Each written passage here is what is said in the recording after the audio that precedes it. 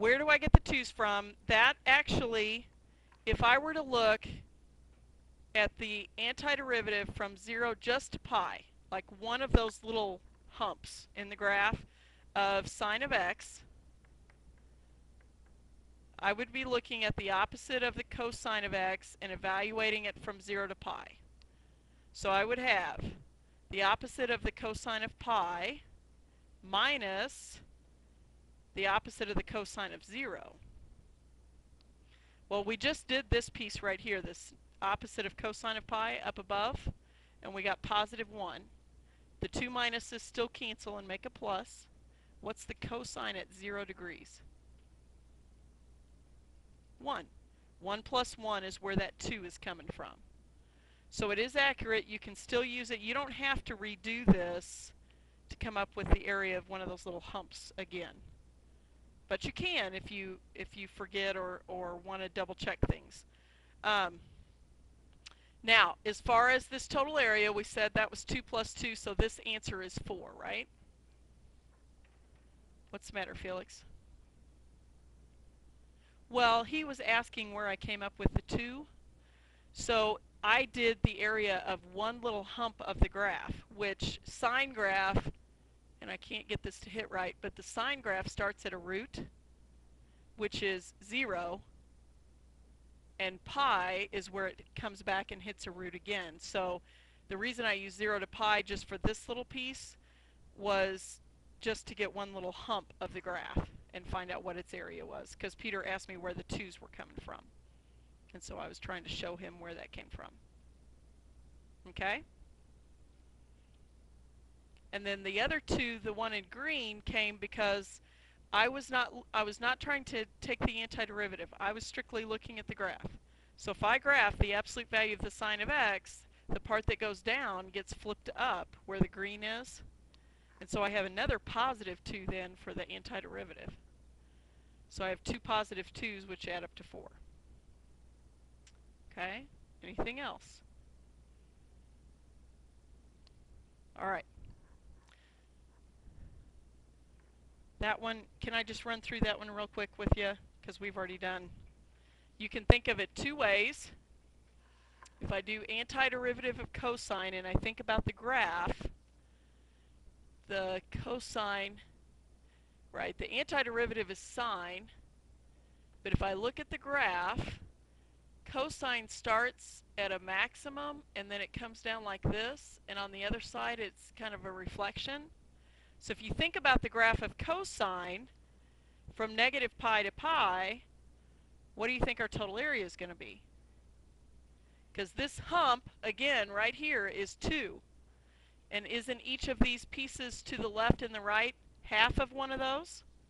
So those would each be negative 1's, these little pieces. So the answer would be 0. Now, if you don't remember that, you can go back through and do sine of x from negative pi to pi. And the sine of pi, do you remember what that is? Yeah, it's actually 0 minus 0, which is 0, if you do it work it out. Well, if you do that on the test, if you do it the long way, obviously you would show me that.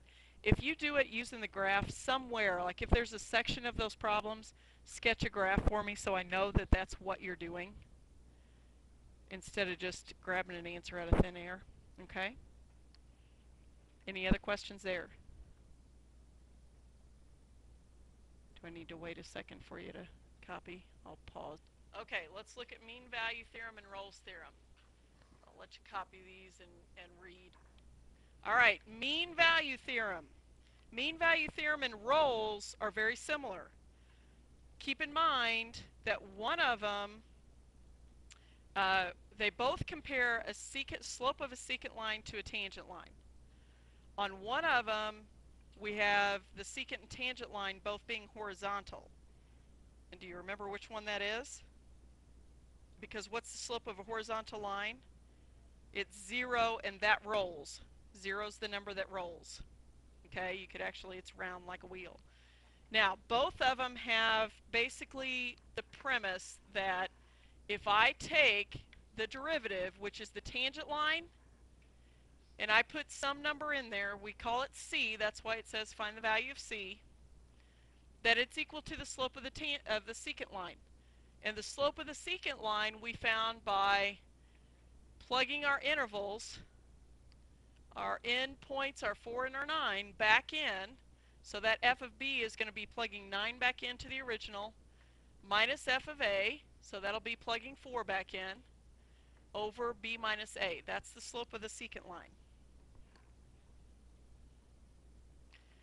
But now, before we start doing, actually finding this value, and the test will tell you this, you have to test and make sure that the hypothesis is true.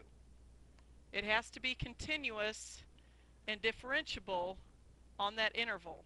Oops, I think I already have Smart View up somewhere, don't I? So we're going to take a peek at the graph. And it's a square root graph, so there's a possibility of having problems, but I don't think we're going to on this interval. So if I look at the square root of x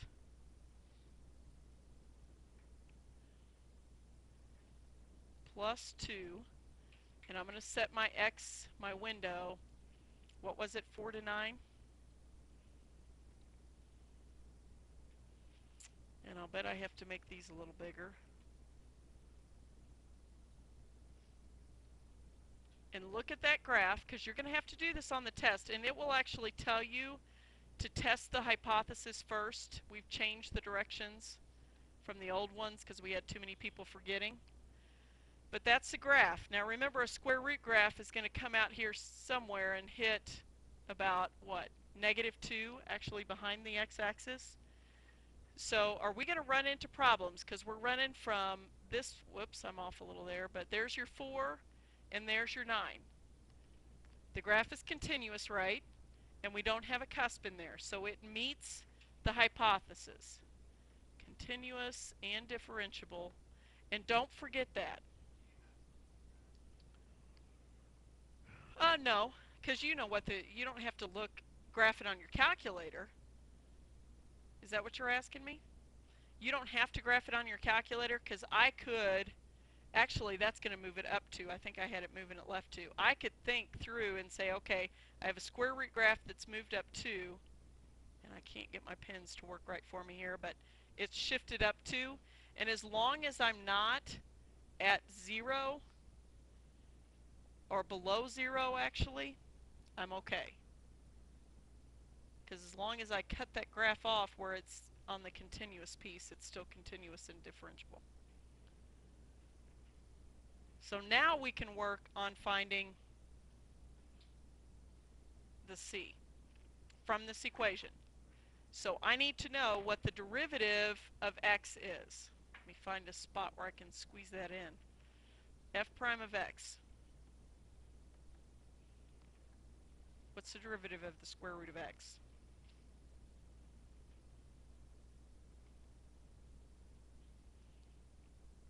One over, that's x to the 1/2, right? So you pull the 1/2 down, and then x to the -1/2, so square root of x on the bottom. All right? So I'm going to plug that, I'm going to plug c in for that. 1/2, and then square root of c, and then I'm going to plug in these numbers, and I'm going to pause while we're, all right, so we got 5, square root of 9 plus 2 is 5, minus square root of 4 plus 2 is 4, right? Over 9 minus 4, which is 5. So 1 over 2 square roots of c equals 1/5. And we're going to cross multiply and solve. Go ahead and do that, and I'm going to stop and record